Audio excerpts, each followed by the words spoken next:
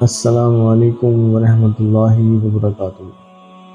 عزیزان من، آپ دیکھ رہے ہیں سیرت نبی کا 5واں حصہ۔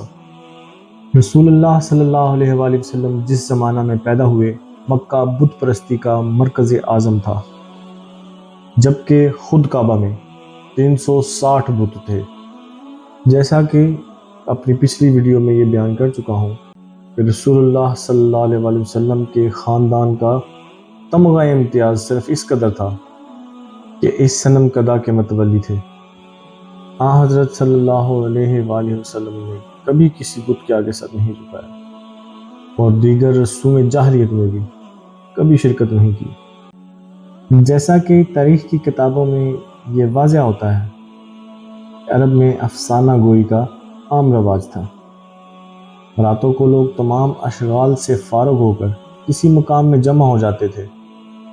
ایک شخص جس کو اس فن میں کمال ہوتا تھا داستان شروع کرتا تھا، بڑے ذوق اور شوق سے رات بھر سنتے تھے۔ بچپن میں ایک دفعہ حضرت صلی اللہ علیہ وآلہ وسلم نے بھی اس جلسہ میں شرکت کرنا چاہا، لیکن اتفاق سے راہ میں شادی کا کوئی جلسہ تھا۔ دیکھنے کے لیے کھڑے ہو گئے، وہیں نیند آ گئی، اٹھے تو صبح ہو چکی تھی۔ اور ہوتا تو ایسا کیوں کر ہوتا؟ ایک مذہب کامل کی تشہید اور رہنمائی کونین کے منصب عظیم کے لیے کچھ اور درکار تھا۔ اس زمانہ کے قریب میں اور حق پرستوں یعنی ورقہ، زید، عثمان ابن الحویرث کے دل میں خیال آیا کہ ان بے جان بتوں کے آگے سر جھکانا حماقت ہے، سراسر حماقت ہے۔ چنانچہ سب مذہب حق کی تلاش کے لیے نکلے، لیکن ناکامی کی دیوار سے سر ٹکرا کر رہ گئے۔ ورقہ اور عثمان عیسائی ہو گئے اور زید یہ کہتے کہتے مر گئے، اے خدا، اگر مجھ کو یہ معلوم ہوتا کہ تجھ کو کس طریقہ سے پوجنا چاہیے تو میں اس طریقہ سے تجھ کو پوجتا۔ حضرت صلی اللہ علیہ وآلہ وسلم کو بہت سے دنیاوی تعلقات تھے، تجارت کا کاروبار تھا اور بہت ساری مصروفیات لاحق تھیں، لیکن ان کے لیے ان تمام مشاغل سے بالاتر تھا کہ حقیقی خدا کی تلاش کی جائے۔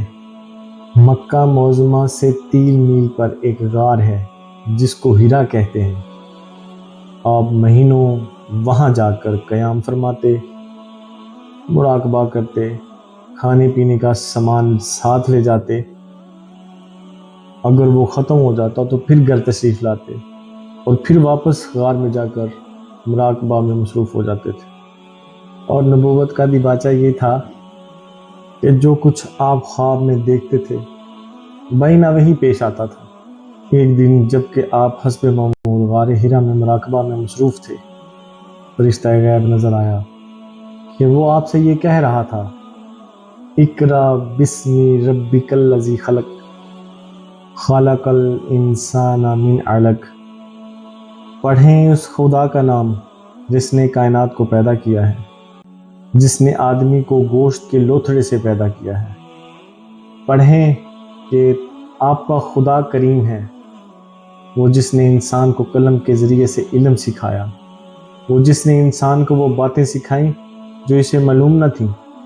معزز سامعین، یہ کوئی عجیب بات نہیں ہے کہ آپ گھر تشریف لائے تو جلال الہی سے لبریز تھے۔ آپ صلی اللہ علیہ وآلہ وسلم نے اپنی زوجہ حضرت خدیجہ رضی اللہ تعالیٰ عنہا سے تمام واقعہ بیان کیا۔ وہ آپ صلی اللہ علیہ وآلہ وسلم کو ورقہ بن نوفل کے پاس لے گئیں، جو عبری زبان جانتے تھے اور توریت اور انجیل کے ماہر تھے۔ انہوں نے حضرت صلی اللہ علیہ وآلہ وسلم سے واقعے کی کیفیت سنی تو کہا، یہ وہی ناموس ہے جو موسیٰ پر اترا تھا۔ صحیح بخاری باب التعبیر میں یہ موجود ہے کہ چند روز تک جب وحی رک گئی تو حضرت صلی اللہ علیہ وآلہ وسلم پہاڑ کی چوٹی پر چڑھ جاتے تھے کہ اپنے آپ کو وہاں سے گرا دیں گے۔ دفعتاً جبریل نظر آتے اور کہتے تھے، اے محمد صلی اللہ علیہ وآلہ وسلم، تم واقعی خدا کے پیغمبر ہو۔ اس سے حضرت صلی اللہ علیہ وآلہ وسلم کو اس وقت تسکین ہو جاتی تھی۔ حضرت صلی اللہ علیہ وآلہ وسلم نے جب فرض نبوت ادا کرنا چاہا تو سخت مشکلیں پیش نظر آئیں۔ اگر آپ صلی اللہ علیہ وآلہ وسلم کا فرض صرف اس قدر ہوتا کہ مسیح علیہ السلام کی طرح صرف دعوت و تبلیغ پر ہی اکتفا فرمائیں، یا حضرت کلیم علیہ السلام کی طرح اپنی قوم کو لے کر مصر سے نکل جائیں تو مشکل نہیں تھی، لیکن خاتم الانبیاء صلی اللہ علیہ وآلہ وسلم کا کام خود سلامت رہ کر عرب، اور نہ صرف عرب بلکہ تمام عالم کو فروغ اسلام سے منور کر دینا تھا۔ اس لیے نہایت و تدبیر اور تدریج سے کام لینا پڑا۔ سب سے پہلا مرحلہ یہ تھا کہ یہ پرخطر راز پہلے کسی کے سامنے پیش کیے جائیں۔ اس غرض کے لیے صرف وہ لوگ انتخاب کیے جا سکتے تھے جو جناب سیدنا سرور کونین صلی اللہ علیہ وآلہ وسلم کی صحبت سے فیض یاب رہ چکے تھے، جن کو آپ کے صادق اور امین ہونے کا پورا یقین تھا، جن کو آپ کی حرکات اور سکنات کا تجربہ ہو چکا تھا۔ ان میں حضرت خدیجہ رضی اللہ تعالیٰ عنہ جو کہ آپ کے حرم کی محرم تھیں، حضرت علی رضی اللہ تعالیٰ عنہ تھے جو آپ کے آغوش و تربیت میں پلے تھے، حضرت زید رضی اللہ تعالیٰ عنہ تھے جو آپ کے آزاد کردہ غلام اور بندہ خاص تھے، حضرت ابوبکر صدیق رضی اللہ تعالیٰ عنہ تھے جو برسوں سے آپ کی خدمت کرنے میں فیض یاب تھے۔ ارباب روایات کا یہ بیان ہے کہ کبار صحابہ میں سے حضرت عثمان رضی اللہ تعالیٰ عنہ، حضرت زبیر رضی اللہ تعالیٰ عنہ، حضرت عبد الرحمن بن عوف رضی اللہ تعالیٰ عنہ، حضرت سعد بن ابی وقاص رضی اللہ تعالیٰ عنہ، حضرت طلحہ رضی اللہ تعالیٰ عنہ، سب انہی کی ترغیب اور ہدایت سے اسلام لائے۔ انہی لوگوں کی وجہ سے یہ چرچا چپکے چپکے اور لوگوں میں پھیلا اور مسلمانوں کی تعداد میں اضافہ ہوتا گیا۔ لیکن کچھ عرصہ جو کچھ ہوا پوشیدہ طور پر ہوا، نہایت احتیاط کی جاتی تھی، یہاں تک کہ آپ کے عوامل کی خبر آپ کے خاص دوستوں کے علاوہ کسی کو نہ ہوتی تھی۔ نماز کا وقت جب آتا تھا تو حضرت صلی اللہ علیہ وآلہ وسلم کسی پہاڑی کی گھاٹی میں چلے جاتے تھے اور وہاں نماز ادا کرتے تھے۔ ابن الاسیر کا یہ بیان ہے کہ چاشت کی نماز آپ حرم میں ہی ادا کرتے تھے، کیونکہ یہ نماز قریش کے مذہب میں بھی جائز تھی۔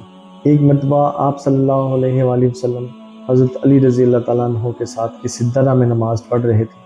اتفاق سے آپ کے چچا ابو طالب آ نکلے۔ ان کو اس جدید طریقہ نماز سے تعجب ہوا، کھڑے ہو گئے اور باغور دیکھتے رہے۔ نماز کے بعد پوچھا، یہ کون سا دین ہے؟ آپ صلی اللہ علیہ وآلہ وسلم نے فرمایا، ہمارے دادا ابراہیم کا یہی دین تھا۔ ابو طالب نے کہا کہ میں اس کو اختیار نہیں کر سکتا، لیکن تم کو اجازت ہے۔ 3 برس تک حضرت صلی اللہ علیہ وآلہ وسلم نہایت رازداری کے ساتھ تمام فرائض تبلیغ ادا کرتے رہے، لیکن اب آفتاب رسالت بلند ہو چکا تھا۔ صاف حکم آیا، سورہ حجر میں یہ لکھا ہوا ہے، اور آپ کو جو حکم دیا گیا ہے وہ بنا ہچکچاہٹ کے سب کو کہہ دیں۔ اور نیز حکم آیا سورہ شورى میں کہ اپنے نزدیک کے خاندان والوں کو خدا سے ڈراؤ۔ اس کے بعد حضرت صلی اللہ علیہ وآلہ وسلم نے کوہ صفا پر چڑھ کر پکارا، یا معاشر قریش، اے قریش والو۔ لوگ جمع ہوئے تو آپ نے فرمایا کہ اگر میں تم سے کہوں کہ پہاڑ کی پچھلی جانب سے ایک لشکر آ رہا ہے تو تم کو یقین آئے گا؟ سب نے کہا ہاں، کیونکہ تم کو ہمیشہ سے ہم نے سچ بولتے دیکھا ہے۔ آپ نے فرمایا، تو یہ میں کہتا ہوں کہ تم ایمان نہ لاؤ گے تو تم پر عذاب شدید نازل ہوگا۔ یہ سن کر سب لوگ، جن میں ابو لہب آپ کا چچا بھی تھا، سخت برہم ہو کر چلے گیا۔ چند روز کے بعد حضرت صلی اللہ علیہ وآلہ وسلم نے حضرت علی رضی اللہ تعالیٰ عنہ سے کہا کہ دعوت کا سامان کرو۔ یہ در حقیقت تبلیغ اسلام کا پہلا موقع تھا۔ تمام خاندان عبد المطلب مدعو کیا گیا۔ حضرت حمزہ رضی اللہ تعالیٰ عنہ، ابو طالب، عباس رضی اللہ تعالیٰ عنہ سب شریک تھے۔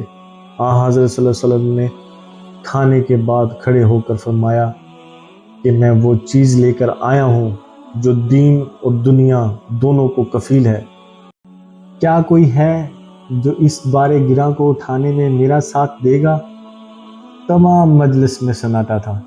دفعتاً حضرت علی رضی اللہ تعالیٰ عنہ نے ہاتھ اٹھا لیا اور کہا، گو مجھ کو اشوب چشم ہے، گو میری ٹانگیں پتلی ہیں، اور گو میں سب سے نو عمر ہوں، تاہم میں آپ کا ساتھ دوں گا۔ اب مسلمانوں کی ایک جماعت تیار ہو گئی تھی جن کی تعداد 40 سے زیادہ تھی۔ آپ صلی اللہ علیہ وسلم نے حرم کعبہ میں جا کر توحید کا اعلان کیا۔ کفار کے نزدیک یہ حرم کی سب سے بڑی توہین تھی، اس لیے دفعتاً ایک ہنگامہ برپا ہو گیا۔ ہر طرف سے لوگ آپ پر ٹوٹ پڑے۔ حضرت حارث بن ابی حالہ گھر میں موجود تھے۔ ان کو خبر ہوئی تو دوڑے ہوئے آئے اور حضرت صلی اللہ علیہ وسلم کو بچانا چاہا، لیکن ہر طرف سے تلواریں اتنی پڑی کہ وہ شہید ہو گئے۔ اسلام کی راہ میں یہ پہلا خون تھا جس سے زمین رنگین ہو گئی۔ غرض جب حضرت صلی اللہ علیہ وآلہ وسلم نے اعلان دعوت کیا اور بت پرستی کی اعلانیہ مذمت شروع کی تو قریش کے چند معززین نے ابو طالب سے شکایت کی۔ ابو طالب نے نرمی سے سمجھا کر رخصت کر دیا، لیکن چونکہ حضرت صلی اللہ علیہ وآلہ وسلم اپنے فرض کو ادا کرنے سے باز نہ رہ سکتے تھے، اس لیے یہ سفارت دوبارہ ابو طالب کے پاس آئی۔ ان میں تمام رؤسائے قریش یعنی عتبہ بن ربیعہ، شیبہ، ابو سفیان، عاص بن ہشام، ابو جہل، ولید بن مغیرہ، عاص بن وائل وغیرہ شریک تھے۔ ان لوگوں نے ابو طالب سے یہ کہا کہ تمہارا بھتیجا ہمارے معبودوں کی توہین کرتا ہے، ہمارے آباء و اجداد کو گمراہ کہتا ہے، ہم کو احمق کہتا ہے، اس لیے ہم تم سے یہ درخواست کرتے ہیں کہ بیچ میں سے ہٹ جاؤ یا تم بھی میدان میں آ جاؤ، ہم دونوں میں سے ایک کا فیصلہ ہو جائے۔ ابو طالب نے دیکھا اب حالت نازک ہو چکی ہے، قریش اب تحمل نہیں کر سکتے اور میں تمنائے قریش کا مقابلہ نہیں کر سکتا۔ حضرت صلی اللہ علیہ وسلم سے مختصر لفظوں میں یہ کہا، جان میرے اوپر اتنا بار نہ ڈال کہ میں اٹھا نہ سکوں۔ رسول اللہ صلی اللہ علیہ وآلہ وسلم کے ظاہری پشت پناہ جو کچھ تھے ابو طالب تھے۔ حضرت صلی اللہ علیہ وآلہ وسلم نے دیکھا کہ اب ان کے پائے ثبات میں بھی لغزش ہے۔ آپ نے آپ دیدہ ہو کر فرمایا، خدا کی قسم اگر یہ لوگ میرے ایک ہاتھ میں سورج اور دوسرے ہاتھ میں چاند لا کر بھی رکھ دیں تب بھی میں اپنے فرض سے باز نہیں آؤں گا۔ خدا تعالیٰ یا اس کام کو پورا کریں گے یا میں خود اس پر نثار ہو جاؤں گا۔ آپ صلی اللہ علیہ وآلہ وسلم کی پر اثر آواز نے ابو طالب کو سخت متاثر کیا۔ رسول اللہ صلی اللہ علیہ وآلہ وسلم سے کہا، جا، کوئی شخص تیرا بال بیکا نہیں کر سکتا۔ قریش اگرچہ حضرت صلی اللہ علیہ وآلہ وسلم کو قتل کرنے کا ارادہ نہ کر سکے، لیکن اس طرح کی اذیتیں دیتے تھے۔ کبھی راہ میں کانٹے بچھا دیتے تھے، کبھی نماز پڑھنے میں جسم مبارک پر نجاست ڈال دیتے تھے، بد زبانیاں کرتے تھے۔ ایک دفعہ آپ صلی اللہ علیہ وآلہ وسلم حرم میں نماز پڑھ رہے تھے۔ عقبہ بن ابی معیط نے آپ کے گلے میں چادر لپیٹ کر اس زور سے کھینچا کہ آپ صلی اللہ علیہ وآلہ وسلم گھٹنوں کے بل گر پڑے۔ قریش حیران تھے کہ آپ صلی اللہ علیہ وآلہ وسلم یہ سب سختیاں کیوں جھیلتے ہیں۔ انسانی دماغ ایسی سخت نفس کشی اور جاں بازی کا مقصد جاہ و دولت اور نام و نمود کی خواہش کے سوا اور کیا خیال کر سکتا ہے۔ قریش نے بھی یہی خیال کیا۔ اس بنا پر عتبہ بن ربیعہ قریش کی طرف سے حضرت صلی اللہ علیہ وآلہ وسلم کے پاس آئے اور کہا، اے محمد کیا چاہتے ہو صلی اللہ علیہ وآلہ وسلم؟ کیا مکہ کی ریاست؟ کیا کسی بڑے گھرانے میں شادی؟ کیا دولت و ذخیرہ؟ ہم یہ سب کچھ مہیا کر سکتے ہیں اور اس پر بھی راضی ہیں کہ کل مکہ تمہارا زیر فرمان ہو جائے، لیکن ان باتوں سے باز آؤ۔ عتبہ کو اس درخواست کی کامیابی کا پورا یقین تھا، لیکن ان سب ترغیبات کے جواب میں حضرت صلی اللہ علیہ وآلہ وسلم نے یہ آیتیں پڑھی، اے محمد کہہ دیں کہ میں تم ہی جیسا آدمی ہوں، مجھ پر وحی آتی ہے کہ تمہارا خدا بس ایک ہے، بس سیدھے اسی کی طرف جاؤ اور اسی سے معافی مانگو۔ کہہ دیں کہ کیا تم لوگ خدا کا انکار کرتے ہو جس نے 2 دن میں یہ زمین پیدا کی اور تم خدا کے شریک قرار دیتے ہو؟ یہی سارے جہان کا پروردگار ہے۔ اتبا واپس گیا تو وہ اتبا نہ تھا۔ اس نے قریش سے جا کر کہہ دیا کہ محمد جو کلام پیش کرتے ہیں وہ شاعری نہیں، کوئی اور چیز ہے۔ میری رائے یہ ہے کہ تم ان کو ان کے حال پر چھوڑ دو۔